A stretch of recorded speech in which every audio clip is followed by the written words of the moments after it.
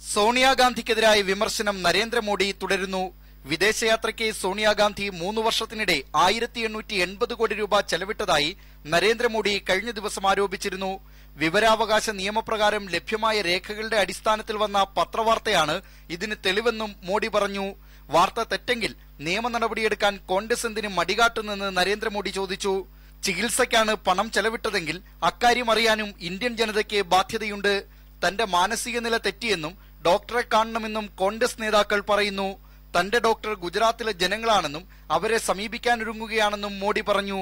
दिल्ली सरकार के खजाने का खर्च कहां होता है वो जानने का अधिकार है.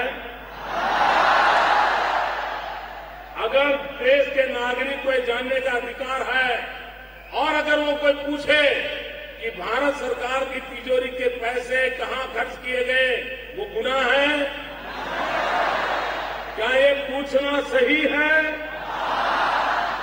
മോഡിക്ക് മാനസിക നില തെറ്റിയെന്ന് കോൺഗ്രസ് പ്രതികരിച്ചു. സോണിയാഗാന്ധിയോട് മോഡി മാപ്പ് പറയണമെന്ന് AICC general secretary Digvijaya Singh आവശ്യപ്പെട്ടു.